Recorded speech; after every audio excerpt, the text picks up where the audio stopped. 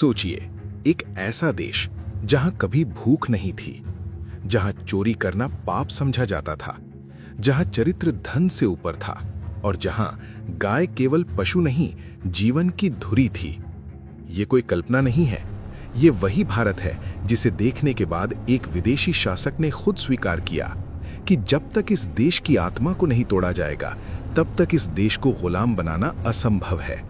और उस आत्मा का नाम था भारत की संस्कृति, भारत की शिक्षा, भारत की कृषि और उसका मूल आधार गौ आधारित जीवन व्यवस्था।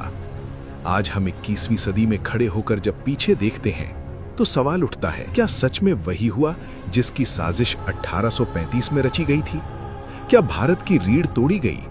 क्या हम धीरे धीरे अपनी ही जड़ों से काट दिए गए? 1857 की क्रांति से लेकर 1966 की गोलियों से छलनी संतों तक और आज सड़कों पर प्लास्टिक खाते गौवंश तक। ये केवल इतिहास नहीं है, ये एक अधूरी लड़ाई की कहानी है।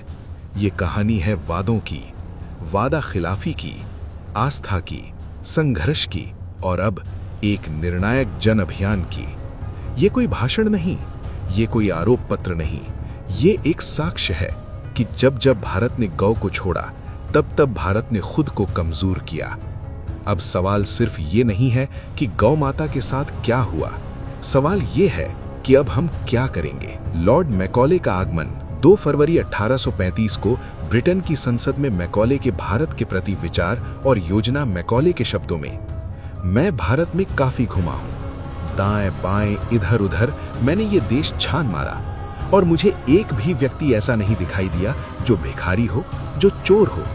इस देश में मैंने इतनी धन दौलत देखी है, इतने ऊंचे चारित्रिक आदर्श देखे हैं और इतने गुणवान मनुष्य देखे हैं कि मैं नहीं समझता कि हम कभी भी इस देश को जीत पाएंगे जब तक इसकी रीढ़ की हड्डी को नहीं तोड़ देते, जो इसकी आध्यात्मिक और सांस्कृतिक विरासत है और उसका मूल आधार गौ आधारित शिक्षा, गौ आधारित कृषि और गौ आधारित जीवन शैली। इसलिए मैं ये प्रस्ताव रखता हूं कि हम भारत की पुरातन शिक्षा व्यवस्था, संस्कृति और गौ आधारित जीवन शैली को बदल डालें। अगर भारतीय ये सोचने लग जाएं कि जो भी विदेशी और अंग्रेजी है वो अच्छा है और उनकी अपनी चीजों से बेहतर है, तो वे अपने आत्म गौरव, आत्मसम्मान और अपनी ही संस्कृति को भुलाने लगेंगे और वैसे बन जाएंगे जैसा हम चाहते हैं, एक पूर्ण रूप से गुलाम भारत। अंग्रेज द्वारा भारत पर सत्ता। अंग्रेजों ने भारत में प्रशासन की शुरुआत 1757 में प्लास के युद्ध के बाद ईस्ट इंडिया कंपनी के जरिए की, जिसने राजनीतिक सत्ता हासिल की। 1857 मंगल पांडे जाति से ब्राह्मण थे, अंग्रेजों की फौज में सैनिक थे। एक दिन मार्ग से निकलते हुए प्यास लगी, खूब चले लेकिन कोई कुआं नहीं दिखा। अचानक एक बहन कुएं पर पानी भरती दिखी। उस बहन ने मंगल पांडे की ओर देखकर मुंह फेर लिया। तब मंगल पांडे जी ने पूछा, बहन, मैं आपसे कुछ कह रहा हूं, मुझे पानी पिला दो। उस बहन ने स्पष्ट मना किया कि हम आपको पानी नहीं पिला सकते। मंगल पांडे ने पूछा, आखिर क्यों? मैं जाति से ब्राह्मण हूँ, स्नान पूजा पाठ करके आया हूँ और आप हमें पानी देने से मना कर रहे हैं, आखिर कारण क्या है? तब उस बहन ने कहा कि आप जिन अंग्रेजों की फौज में कार्य करते हैं, वहाँ बंदूक की गोली का कारतूस बनाने के लिए गौ माता की चर्बी का प्रयोग करते हैं। आप मुंह से कारतूस निकालते हैं, आपका धर्म भ्रष्ट हो चुका है। इतना सुनते ही मंगल पांडे की प्यास बुझ गई। उसी समय मंगल पांडे आर्मी कैंप में गए और लेफ्टिनेंट ह्यूम और कर्नल बम दोनों को गोली से छलनी कर दिया। उसी दिन से शुरू हुआ 1857 की क्रांति का उठाव। मंगल पांडे ने गौ की चर्बी लगे कारतूस के इस्तेमाल के खिलाफ विद्रोह किया। उनके इस कार्य ने मारो फिरंगी को नारे के साथ 1857 के विद्रोह की चिंगारी भड़का दी। 1945 आजादी से पूर्व लोगों को आश्वासन। महात्मा गांधी गाय को भारतीय संस्कृति का अभिन्न अंग बताते थे और सरदार पटेल गाय को भारतीय संस्कृति का अभिन्न अंग मानते थे। दोनों ने गौ रक्षा को स्वतंत्रता संग्राम से जोड़कर जन भावनाओं को जगाया था। उनका मुख्य जोर ब्रिटिश हुकूमत से मुक्ति पर था। इस हेतु गौ रक्षा उनकी विचारधारा का केंद्रीय हिस्सा थी, जो जन समर्थन जुटाने में मदद करती थी। गांधी जी कहा करते थे कि गौ रक्षा का विचार आजादी से भी महत्वपूर्ण है। पटेल तो गौ रक्षा के अंतः से कट्टर समर्थक थे। जन जागरण। उन्होंने गौरक्षा के मुद्दे को स्वतंत्रता संग्राम से जोड़ा, जिससे लोगों में एकता और राष्ट्रवाद की भावना बढ़ी। गौ हत्यारी ब्रिटिश हुकूमत के विरोध का भाव बढ़ा। 1945 तक भारत की आज़ादी की लड़ाई अपने चरम पर थी। इस दौरान गांधी जी और पटेल दोनों ही ब्रिटिश शासन से मुक्ति के लिए विभिन्न तरीकों से जन समर्थन जुटा रहे थे। गौरक्षा की भावना ने उस समय के राष्ट्रवादी आंदोलन को एक धार्मिक और सांस्कृतिक आधार प्रदान किया, जिससे हिंदू जनता का जुड़ाव और मजबूत हुआ और वे आजादी की लड़ाई में अधिक उत्साह से शामिल हुए। 1947 देश आजाद हुआ। ब्रिटिश भारत में मुसलमानों को गाय की बलि देने की अनुमति थी, हालांकि हिंदू तब भी गाय की पूजा करते थे। भारत के स्वतंत्र होने के तुरंत बाद इसमें आंशिक बदलाव आया। पूरे देश में गौ हत्या बंदी नहीं हुई, पर कुछ राज्यों में गौ हत्या पर प्रतिबंध लगाने वाले कानून बनाए। हालांकि ये भी सच है कि गांधी और नेहरू ने इस तरह के कानून का कड़ा विरोध किया था। हालांकि महात्मा गांधी एक हिंदू के रूप में गायों की रक्षा करना अपना कर्तव्य मानते थे। उनका मानना था कि मुसलमानों को स्वेच्छा से गौमांस छोड़ने के लिए राजी करना चाहिए। यही उनकी सबसे बड़ी भूल रही और नेहरू ने गौ रक्षा आंदोलन के बारे में कभी सोचा ही नहीं। और एक बार तो उन्होंने जिन्ना से वादा भी किया था कि उनकी सरकार गायों के वध पर प्रतिबंध नहीं लगाएगी। अभिनव चंद्र चूड़ ने अपनी किताब में इंडियाज स्ट्रगल फॉर फ्रीडम के वॉल्यूम 3 के हवाले से नेहरू के एक पत्र का जिक्र किया, जो उन्होंने 6 अप्रैल 1938 को मोहम्मद अली जिन्ना को लिखा था। पत्र में नेहरू ने लिखा, जहां तक गौ हत्या का सवाल है, कांग्रेस के खिलाफ काफी गलत और बेबुनियाद प्रचार किया गया है, जिसमें कहा गया है कि कांग्रेस इस मामले में मुसलमानों के स्थापित अधिकारों को प्रतिबंधित करने के लिए कानून बनाकर इसे जबरन रोकने जा रही है। कांग्रेस इस मामले में मुसलमानों के स्थापित अधिकारों को प्रतिबंधित करने के लिए कोई विधायी कार्यवाही नहीं करना चाहती। अंत में ये निर्णय लिया गया, गौ हत्या रोकने के लिए कांग्रेस नहीं बनाएगी कानून। जिन्ना को खत लिख नेहरू ने दिलाया था भरोसा। बॉम्बे हाईकोर्ट के वकील ने अभिनव चंद्र चूड़ ने अपनी किताब Republic of religion, the rise and fall of colonial secularism in India में नेहरू के एक पत्र का जिक्र किया, जिसमें उन्होंने जिन्ना से गायों के वध पर प्रतिबंध न लगाने का वादा किया है। गौ हत्या के खिलाफ कानून नहीं चाहते थे गांधी। जुलाई 1947 यानी आजादी से एक महीने पहले गांधी और अन्य नेताओं को भारत में गौ हत्या पर प्रतिबंध लगाने वाले कई टेलीग्राम और पत्र मिलने लगे। 19 जुलाई 1947 को महात्मा गांधी ने एक भाषण दिया, जिसमें उन्होंने कहा कि वो नेहरू या सरदार को भारत में गौ हत्या पर रोक लगाने वाला कानून बनाने के लिए नहीं मनाएंगे। उन्होंने दोहराया कि गायों को कम दाना देकर, बैलों से भारी बोझ उठवाकर और गायों को बूचड़खानों में बेचकर खुद हिंदू ही गौ हत्या के लिए जिम्मेदार हैं। उन्होंने कहा कि जवाहरलाल नेहरू या सरदार कोई भी कानून नहीं बना सकते जो गौ हत्या को रोक सके। गांधी जी और नेहरू जी ने आजाद भारत में गौ हत्या पर पूर्ण प्रतिबंध इसलिए नहीं लगाया क्योंकि गांधी जी का मानना था कि इससे मुस्लिम और ईसाई वोट कम होंगे। गौ हत्या बंदी कानून से ज्यादा शिक्षा और धार्मिक सद्भाव महत्वपूर्ण है और किसी पर जबरदस्ती थोपना गलत है, जो उनके लिए संकल्प के विरुद्ध था। स्पष्ट कहें तो ये उनके द्वारा की गई वादा खिलाफी थी। 1966 गौ रक्षा आंदोलन। 1966 का मुख्य आंदोलन भारत में गौ रक्षा आंदोलन था। धर्म सम्राट स्वामी करपात्री जी के सानिध्य में आंदोलन हुआ, जिसमें साधु सन्यासियों और हिंदू संगठनों ने देश भर में गाय की हत्या पर पूर्ण प्रतिबंध लगाने की मांग की थी, जिसके तहत 7 नवंबर 1966 को दिल्ली में एक विशाल प्रदर्शन हुआ, जिसमें कई जगह हिंसक झड़पें भी हुई। अगस्त 1966 में गृह मंत्री गुलजारी लाल नंदा के घर के बाहर धरना। 7 लाख से भी अधिक गौभक्त इकट्ठा हुए दिल्ली में। दिल्ली की माताओं ने सड़कों पर भट्टियां लगा दी, पूड़ी, आलू की सब्जी और अचार टिफिन भिजवाए। धरना प्रदर्शन। असंख्य संतों पर इंदिरा गांधी ने गोली चलाई। कई गौभक्त और संत यमुना जी में बहाए गए, कुछ संत नाली में बहाए। परिणाम, इस आंदोलन ने केंद्र सरकार पर दबाव डाला और अंततः राज्य सरकारों को अपने विवेक पर गौ हत्या पर प्रतिबंध लगाने की अनुमति दी गई। लेकिन केंद्रीय कानून नहीं बनने से जिन राज्यों में कानून बना, वहां से तस्करी कर वध स्वीकार्य क्षेत्र में वध जारी रहा, जो आज तक बंद नहीं हुआ है। अन्य 2012, 2014, 2016, 2018 के आंदोलन। जयपुर, दिल्ली में आंदोलन। कौन से राज्य में गौ हत्या पर प्रतिबंध?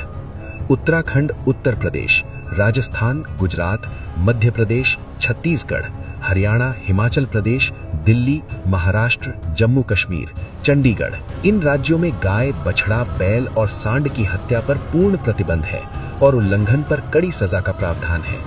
आंशिक या कोई प्रतिबंध वाले राज्य मुख्यतः केरल, पश्चिम बंगाल, असम, अरुणाचल प्रदेश, मिजोरम, मेघालय, मणिपुर, नागालैंड, त्रिपुरा, सिक्किम, गोवा। इन राज्यों में गायों के वध या बिक्री पर कोई या बहुत कम प्रतिबंध है या विशेष परिस्थितियों जैसे फिटनेस सर्टिफिकेट के तहत अनुमति है। असम, सार्वजनिक स्थानों पर बीफ की खपत पर हाल ही में प्रतिबंध लगाया गया, लेकिन घर पर या निजी प्रतिष्ठानों में खपत अनुमति है। कर्नाटक, 2021 में एक सख्त कानून लागू किया गया, लेकिन नियमों में भिन्नता है। Nagaland plus 7 sisters plus Kerala plus Bengal, खुलेआम गौ कटती है, गौ मांस खाने की परमिशन। आज देश में गौ की स्थिति। गौ माता सड़क पर भूख और प्यास से परेशान सुनी घूमती है, लोगों के डंडे और गाली खाती हैं, सड़क पर प्लास्टिक खाती हैं। हर साल लाखों गौ माता प्लास्टिक खाने से प्राण त्याग देती हैं। गौ माता की गोचर भूमि पर कब्जा, गौ माता के जंगल नष्ट हो गए। 4 लेन, 6 लेन, 8 लेन की वजहों से प्रतिदिन सड़क दुर्घटना। लुम्पी बीमारी से गौ माता परेशान। चारा खेतों में जला दिया जाता है, गौ माता देखती रह जाते हैं। खेत की फेंसिंग पर करंट छोड़ दिया जाता है कि गौ माता फसल खा नहीं पाए। मेलों में नंदी की बिक्री। प्रतिदिन लाखों गाय की तस्करी होती है। Truck, container, taxi, tanker. Alkabeer और देवनार जैसे कत्लखाने जहां हजारों की संख्या में गौ काटी जाती है। वृंदावन की संतों की मीटिंग। वृंदावन में बैठकर संतों ने विशेष रूप से गहन चिंतन किया, कुछ कार्य योजना बनाई। देश भर के संतों को आदेश दिया कि कार्य योजना का देश के कोने कोने में यानी 5000 से अधिक तहसीलों में विस्तार करें। देश भर के संतों के समक्ष कार्य योजना को रखा गया। गौ सेवकों को आदेश दिया पूरे देश में इसे आगे विस्तार करें। संतों ने अलग अलग स्थान पर जाकर ये कार्य योजना रखी। राजस्थान, मध्य प्रदेश, उत्तर प्रदेश, बिहार, कश्मीर, पूर्वांचल, बंगाल सहित देश के प्रत्येक प्रांत, देश हर कोने में इसका प्रचार हो रहा है। सोशल मीडिया, पोस्टर, स्टिकर्स, प्रवचन के माध्यम से खूब प्रचार प्रसार हो रहा है। 5 माह यानी दिसंबर से अप्रैल तक गहन प्रचार प्रसार एवं जनसंपर्क कर सकल सनातन भारतीय समाज को अभियान से जोड़ेंगे। पूर्ण तैयारी कर दिनांक 27 अप्रैल 2026 यानी सोमवार को उस क्षेत्र के सभी गौभक्तों एवं संतों के साथ मिलकर तहसील ब्लॉक मुख्यालय जाकर तहसीलदार, एसडीएम को माननीय राष्ट्रपति महोदया, भारत के प्रधानमंत्री महोदय, राज्य के माननीय राज्यपाल महोदय, राज्य के मुख्यमंत्री महोदय के नाम गौ सेवा, गौ सुरक्षा और गौ सम्मान के निमित्त प्रार्थना पत्र देंगे। इसके पश्चात 2.5 माह यानी मई, जून, जुलाई तक शासन से सकारात्मक संवाद करते हुए प्रतीक्षा करेंगे। दिनांक 10 जुलाई 2026 तक राज्य सरकार और केंद्र सरकार की ओर से आशा अनुकूल उत्तर और परिणाम प्राप्त हो जाता है तो 27 जुलाई 2026 यानी सोमवार को देश के प्रत्येक जिला केंद्रों पर जाकर जिला कलेक्टर के माध्यम से शासन और सरकार को धन्यवाद पत्र देंगे। किसी कारणवश तय तिथि तक सकारात्मक परिणाम नहीं मिलता है तो 27 जुलाई 2026 यानी सोमवार को प्रत्येक जिला केंद्रों पर जाकर जिला कलेक्टर को माननीय राष्ट्रपति महोदया, भारत के प्रधानमंत्री महोदय, राज्य के माननीय राज्यपाल महोदय, राज्य के मुख्यमंत्री महोदय के नाम गौ सेवा, गौ सुरक्षा और गौ सम्मान के निमित्त प्रार्थना पत्र देंगे। पुनः 3 माह यानी नवंबर, दिसंबर, जनवरी तक 2.5 माह शासन से सकारात्मक संवाद करते हुए प्रतीक्षा करेंगे। 3 माह प्रतीक्षा करने पर राज्य सरकार और केंद्र सरकार की ओर से 26 जनवरी 2027 तक आशा अनुकूल उत्तर अथवा परिणाम मिल जाता है तो 27 फरवरी 2027 यानी शनिवार को सभी राज्यों के 5000 तहसील और 780 जिलों के नियुक्त किए सभी गौसंत एवं गौ भक्त 1 महीने तैयारी करके अनेकों यानी 1 करोड़ से अधिक गौ प्रेमियों को लेकर दिल्ली पहुंचेंगे और सरकार को धन्यवाद प्रदान करेंगे। अगर किसी भी कारण से गौ सेवा, गौ सुरक्षा और गौ सम्मान हेतु 26 जनवरी 2027 तक भी सरकार की ओर से सकारात्मक गौ कार्य नहीं होता है तो 36 प्रांतों के 780 जिलों, 5000 तहसीलों के नियुक्त किए सभी गौसंत एवं गौ भक्त 1 महीने तैयारी करके अधिकाधिक गौ प्रेमियों को लेकर दिनांक 27 फरवरी 2027 यानी शनिवार को राष्ट्र की राजधानी दिल्ली पहुंचकर शांतिपूर्ण तरीके से संकीर्तन करते हुए गौ सेवा, सेवा, गौ सुरक्षा एवं गौ सम्मान के लिए केंद्र सरकार से नियमित पत्र लेखन के माध्यम से आह्वान करेंगे। ये सभी गौभक्त 5.5 माह अर्थात 15 अगस्त 2027 तक दिल्ली में बैठकर सरकार से नियमित गौ सेवार्थ, गौ रक्षार्थ और गौ सम्मानार्थ प्रार्थना जारी रखेंगे। देश के 30 जिलों से 1000 लोग 7 दिन के लिए दिल्ली आएंगे। उनके 2 कार्य: गौमाता का संकीर्तन, पीएम को एक व्यक्ति रोज के 10 पत्र लिखेगा, इस प्रकार से 3 लाख पत्र रोज लिखे जाएंगे। इस प्रकार से 5 करोड़ 40 लाख पत्र 6 माह में लिखे जाएंगे। इस संकीर्तन सभा में देश के प्रत्येक जिले से 7-7 दिन का समय लेकर अलग अलग तिथियों पर अलग अलग जिलों के गौप्रेमी, गौसंत तथा कार्यकर्ता शामिल होंगे। 5.5 माह कीर्तन सहित प्रार्थना और प्रतीक्षा करने पर 15 अगस्त 2027 को प्रधानमंत्री जी लाल किले की प्राचीर से गौ सेवार्थ, गौ रक्षार्थ और गौ सम्मानार्थ उचित समाधान कर देते हैं तो सभी गौभक्त सरकार को धन्यवाद देकर लौट जाएंगे। उपरोक्त 4 चरणों में यानी तहसील, जिला, राज्य और केंद्र में 16 माह तक शांतिपूर्ण प्रार्थना करने पर भी सरकार की ओर से गौ सेवार्थ, गौ रक्षार्थ और गौ सम्मानार्थ उचित उत्तर और आशा अनुकूल परिणाम नहीं मिले तो 16 अगस्त 2027 को सोमवार को 5-5 गौभक्त और संत आमरण अनशन पर बैठेंगे। अनशन में किसी एक गौ सेवक के गौहित प्राण जाने पर उसकी जगह दूसरे गौ प्रेमी संत या भक्त आमरण अनशन पर बैठेंगे। ये क्रम तब तक जारी रहेगा जब तक गौ सेवा, गौ सुरक्षा और गौ सम्मान नहीं मिल जाता। ये अभियान किसी एक संत की नहीं है, ये अभियान किसी एक संगठन की नहीं है, ये अभियान किसी धर्म की नहीं है, ये अभियान भारत की आत्मा की है। आज गौमाता सड़क पर है, कल शायद हमारी पहचान सड़क पर होगी। आज वो प्लास्टिक खाकर मर रही है, कल हमारी पीढ़ियां जहर खाकर जिएंगी। आज उसके जंगल छीने गए हैं, कल हमारी धरती छीनी जाएगी। इतिहास गवाह है, 1857 में जब गौ की अस्मिता को चोट लगी तो एक सैनिक ने विद्रोह कर दिया। 1966 में जब संतों ने आवाज उठाई तो गोलियां चली। और आज फैसला हमें करना है। क्या हम भी इतिहास का एक मूक पन्ना बनेंगे या वो पीढ़ी बनेंगे जिसने कहा अब नहीं। अब ये अभियान याचना नहीं है, ये टकराव नहीं है, ये शांत, संगठित, संवैधानिक और निर्णायक संकल्प है। तहसील से लेकर दिल्ली तक, पत्र से लेकर संकीर्तन तक, प्रार्थना से लेकर आमरण अनशन तक, हर चरण ये कह रहा है, हम थकेंगे नहीं, हम टूटेंगे नहीं और हम तब तक रुकेंगे नहीं जब तक गौ सेवा, गौ सुरक्षा और गौ सम्मान राष्ट्र की नीति नहीं बन जाती। 15 अगस्त 2027 ये केवल एक तारीख नहीं है, ये एक परीक्षा है, सरकार की भी और समाज की भी। क्योंकि जो राष्ट्र अपनी माता की रक्षा नहीं करता वो राष्ट्र इतिहास में नहीं केवल किताबों में बचता है। अब निर्णय आपके हाथ में है, या तो हम देखेंगे या इतिहास बनाएंगे।